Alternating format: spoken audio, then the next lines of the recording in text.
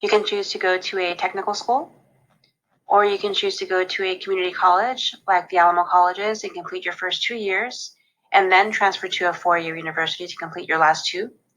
Or you can choose to go straight to the 4-year university right out of high school. Whichever option you choose is not important as long as you start. After you earn your high school diploma, you will need to decide which path you will take. Will you decide to pursue a certificate program, which typically takes 1 year to complete, or will you pursue your associate's degree, which takes 2 years to complete?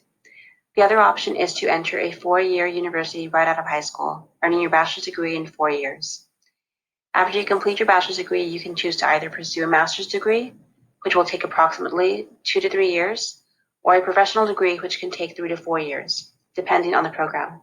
At the top, you will see the doctorate level, which takes 3 to 5 years to complete.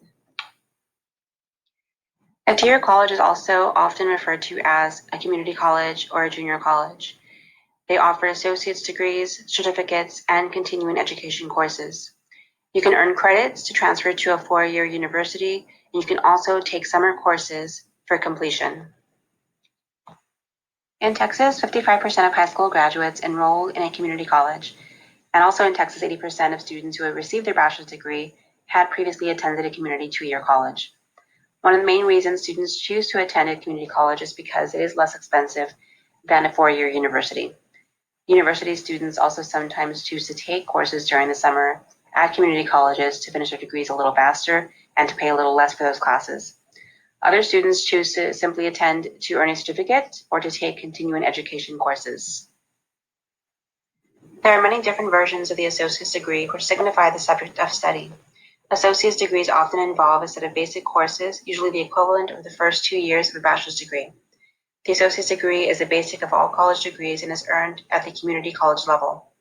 It is a 2-year degree, and the courses will more than likely transfer to the university. A student can receive an Associate of Science, Associate of Arts, or an Associate of Applied Science. The certificate is usually 2 years or less of courses designated by the college. It includes specific courses in a professional or technical field. Certificate programs will at times have 1 or more requirements or prerequisites and a certain level of experience or observation hours before a student will be accepted to the program. So it's very important that you research beforehand and make sure that you are attempting to complete all those prerequisites or requirements before you apply to your program. A certificate program usually runs 2 semesters, 16 to 24 hours, depending on the course of study. They are also often obtained in addition to an associate's degree. Continuing education programs are different as they are not focused on a college degree outcome. These courses allow you to develop your knowledge and skills in a specific area. These programs are typically offered to adults by colleges, universities, and local school boards. Continuing education programs also assist people in staying up to date with the latest developments, skills, and new technologies required for their specific fields. Again, the degrees offered at the 2-year college are the Associate of Arts and the Associate of Science, as well as the Associate of Applied Science. The Associate of Arts and the Associate of Science degrees are 2-year degree programs preparing students to transfer over to a 4-year university and offers mainly general education courses. The Associate of Applied Science offers career readiness courses and contain less of the general education courses. The Associate of Applied Science degree is meant to prepare students for the workforce and is not intended to transfer over to a 4-year university. Certificate programs are less than 2 years and designed to teach basic skills to improve on the skills already had. The next slide describes the similarities and differences between the 2-year college and the 4-year university. The similarities include the fact that they both offer the basic coursework to go towards your degree. They both offer financial aid and scholarships, although the university will more than likely have more scholarship resources available. They also both provide student services like counseling, disability services, academic advising, career services, and health services, just to name a few. Also offered at both levels are organizations and groups to keep students active in their college community. Differences include cost of attendance. Cost of attendance is the estimated annual cost of attending a college or university. It includes tuition, room and board, books, supplies, transportation, fees, and miscellaneous expenses. The cost of attendance is always going to be higher at a 4-year college or university versus a 2-year community college. The 4-year university offers upper-level courses, which of course are not available at the 2-year level. There are more degree options at the 4-year level, as well as housing. Class size will be bigger at a 4-year than a 2-year, especially at a public university versus a private university. Also, 4-year universities all typically require SAT and ACT scores for admission, whereas at the 2-year level, you're only required to take an assessment test to gauge your college readiness. Lastly, 2-year colleges are typically automatic admission after applying. To attend a 4-year college or university, you must be accepted, and that is based on GPA, SAT, ACT scores, and other criteria depending on the university. There are many benefits of attending a community college. First, the tuition rate is going to be lower at a 2-year community college. For example, for 12 credit hours, typically 4 classes, tuition at the Alamo colleges would be $1,069. At UTSA, a public university, for the same 12 credit hours, you would be paying $3,984. And at the University of the Incarnate Word, a private university, the tuition rate for 12 hours is $13,950. So it is very important that you think about tuition and cost of attendance when considering colleges. Apply for financial aid, apply for scholarships, and make sure that you will have the funds needed to pay for your classes. Another benefit to attending a community college is that it prepares you to transfer to a 4-year university. Those 2 years at the community college will provide you with the opportunity to complete those general or core requirements to transfer over to the 4-year university to complete your degree. If your goal is to enter the workforce a little more quickly, you can choose to enroll in a certificate program that will prepare you for a career in less than 2 years. It also gives the student the opportunity to try out college, get used to college classes, and the level of coursework that will be required. This helps in making your transition to the 4-year a little easier. Community college allows for a flexible schedule. You can choose to schedule your classes in the morning, midday, late afternoon, evening, or even online. You can make your schedule. Make sure to register early for best picks. If you work best in smaller groups and appreciate a smaller student-to-teacher ratio, then starting at a community college might be best, as they offer smaller class sizes.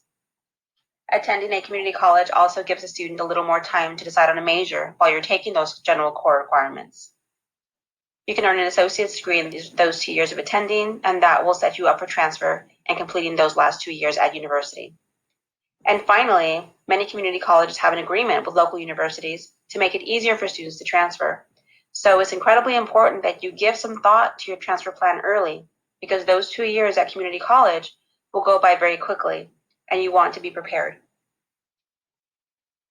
So why do some students choose to go straight to 4-year university? Some students find the curriculum at the community college limited. So if a student already knows what their path is, and the major they have chosen is not offered at the 2-year level, they may be better off going straight to university. Depending on university a student chooses to transfer to, it might be a little harder to transfer. Admission rates are sometimes lower for transfer students depending on the university, so that's why it's so important that the student take responsibility and research the transfer admission rates for the schools you plan on applying to. Below are examples of transfer requirements for both UTSA and UT Austin. There are a number of reasons why a student may choose to transfer. The first is they are transferring out of their 2-year college and into a 4-year university to receive their bachelor's degree, and this is what we've been discussing throughout this presentation. The second is many students reverse transfer. This is when a student starts out at a 4-year university and then decides to transfer out and into a 2-year community college. This decision is usually made for several reasons. It brings us to the cost of tuition. Cost of tuition is a major factor in why students choose to transfer. Financial circumstances change.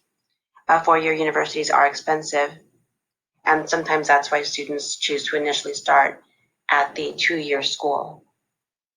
Another reason for reverse transferring, to go back to that, is that sometimes students feel the need to slow down a bit, and they might think the university experience is a little too hectic, a little too fast, and community college slows them down a bit.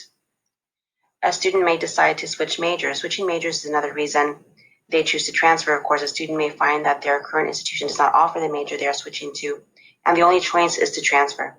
Something these students must keep in mind, though, is that credits differ at different institutions, and many times a student may have to retake courses at the new school.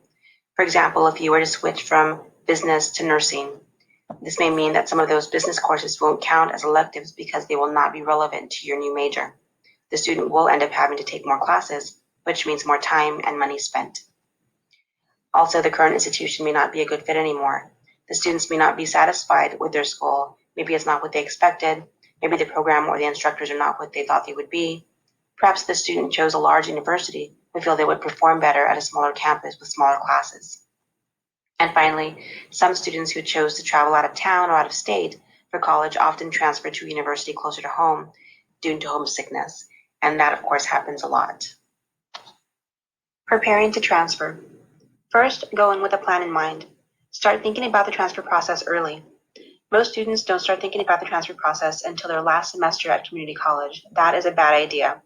The earlier you start thinking about it and planning, the better. Follow a transfer guide. Again, the Alamo Colleges has agreements with the local universities and colleges to assist students in their transition process to university. I've included a link so that you can see what those transfer guides look like. Do your research. Give yourself transfer options when it comes to choosing a school, and research transfer requirements, deadlines, and credit transfer policies. I've included a link to the UTSA transfer page as an example. Keep up your grades. GPA is so important, especially as a transfer student. A good GPA will also make you eligible for more scholarships. And make sure you look for those scholarships. Most universities are going to have scholarships specifically for transfer students. Look at university scholarships as well as departmental scholarships, but also look for outside scholarships, local, career-specific, minority-specific, gender-specific, military, and first generation if you fall under that category. Plan out your financial aid. Make sure you renew your financial aid application and add the schools you plan to apply to for transfer. The FAFSA opens for renewal October 1st of every year. This is also very important. Estimate what courses you will transfer. Make contact with the transfer admissions counselors at the universities you are considering to discuss credit policies and to review your credits. Some schools have transfer tools available that will assist you in finding out how many of your credits will transfer. I have included a link to the Texas Common Course numbering system. This site checks course compatibility. Again, talk to transfer admissions if you have any questions about transfer requirements or criteria. And make sure that you meet often with your academic advisor at your community college to make sure you are following a plan. You don't want to end up taking classes you don't need and can't use. To make it a little easier to know when to do what, let's go by semester. Semester 1, research the colleges that interest you and look at their transfer policies. Make sure you keep your academic and career goals in mind when considering transfer colleges and universities. Semester 2, visit the campuses of the four-year schools you have in mind, and if it's possible, meet with a transfer advisor. Semester 3, learn what financial aid they have available. Keep a list of all schools you'll be applying to, and of course include application, financial aid, and scholarship deadlines, and start requesting your transcripts. Submit your financial aid application and include all schools you will be applying to. Remember, the FAFSA needs to be updated every year on October 1st. Semester 4, submit your applications, and this should be done well before the deadline, maybe even sometime during the third semester. And complete any financial aid requirements the schools are requesting to avoid having any holes on your funds for the following semester. Some things to consider when deciding on a school. Does the two-year college have a special transfer relationship, often called an articulation agreement, with any four-year colleges? Will the credits you earn be accepted at the four-year colleges you are considering? What grades do you need to earn to get credit at the four-year colleges? What is the minimum GPA you need to maintain to get into the four-year colleges? All these questions are incredibly important. You want to make sure you have the answers to these questions before you decide on what school to attend. You have to know the criteria, you have to know the admissions requirements to make an informed decision about where you're going to transfer to. Some tips for transfer students. It is always advisable to complete your associate's degree prior to transferring. Know which schools attract college transfer students. Be aware of transfer rates. Research the schools. Know what they're looking for. Know the criteria. Know the requirements. Transfer students don't typically have to be concerned with SAT or ACT scores, but remember, you do have to have a certain amount of credit hours to be considered a transfer student. Understand the difference between being admitted to a school and being accepted into a degree program. Gaining admission to a college does not guarantee admission to the specific program. Look for scholarships that are available university-wide and departmental. I'll also look for services and scholarships for college transfer students, and always remember it is worthwhile to get involved on campus in organizations and groups. Sometimes those kinds of organizations that are offered through the college At times they will provide or offer scholarships as well. Two very important transfer goals. Goal 1, demonstrate that you are academically competitive in your major. And goal 2, ensure that you can transfer over a maximum number of credits. Here are a few transfer facts. 1. If enough of your courses transfer, you will start at the 4-year institution as a junior. 2. If you don't get credit for some of your courses, you may need to take them again at the 4-year college university. Many times students lose a huge percentage of their credits when transferring, but that can be avoided by meeting with your advisor on a regular basis and following a transfer plan or a transfer guide. And also it's important to speak with a transfer admissions counselor at the university you plan to transfer to talk to them about their transfer credit policies and to determine how much of your credits will transfer. 3. Research both public and private institutions to find the best fit. The 4-year school you had your heart set on in high school may not be the best choice for the major you are pursuing now. 4.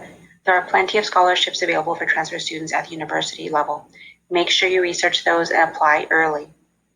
5. Students who complete their Associate of Science or Associate of Arts prior to transferring boost their chances of being admitted to a 4-year university or college.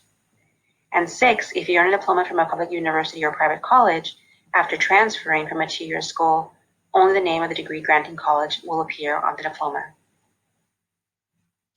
We're now going to go over a few transfer language terms that you may run across once you start college. Most transfer programs anticipate that you will complete the first 2 years at community college, then transfer to a 4-year institution as a junior. First-term general education classes such as English, math, history, government, your social sciences, these are the courses that every student must take regardless of major. Lower division electives are classes that may pertain to your major or focus, or they may be general electives that fulfill institutional requirements, such as a language or a cultural class. Classes that related to your major are classes that should be taken to help you prepare for your major once you transfer to a 4-year institution. This not only cements your interest in your major, but also demonstrates to the university that you are serious about your chosen program, as well as the ability to succeed in the subject matter. Now to go over the transfer process. First, research the deadline for transfer applicants. That's one of the first steps you want to do. You want to make sure you know the deadlines for the application, know the deadlines for any scholarships that you may need to apply for. There are certain pages, specific pages on the university websites that are specifically geared towards transfer students that will have all the information you need. If there are questions you have and you don't find the answers there, your next step is to contact the transfer admissions office. Next, complete and submit your transfer application. Submit your previous college transcripts to the new institution. Those can usually be sent over by your previous college electronically. They do have to be official transcripts, so that's probably the best way to send them over. Obtain letters of recommendation if needed. Meet with a transfer admissions counselor to get your transcripts reviewed for credit earned. You want to make sure, and this is something we've already talked about on previous slides, you want to make sure that you know which of your credits are going to be transferred over. Register for new student orientation. Make an appointment to speak to your new academic advisor, and make sure that you see these people on a regular basis. You want to see them before every semester at least. Register for classes early. You don't want to get the last classes. You want to make sure you do it early to get the best picks. Make sure you have submitted your FAFSA and make sure you've done it early. And also make sure that you have fulfilled all the requirements the school may have been asking you for as far as extra documentation. And know when those tuition payments are due. You don't want to miss a deadline for tuition. You don't want to have your classes dropped. That's going to be a big issue if you accidentally forget, get dropped, and have to re-register.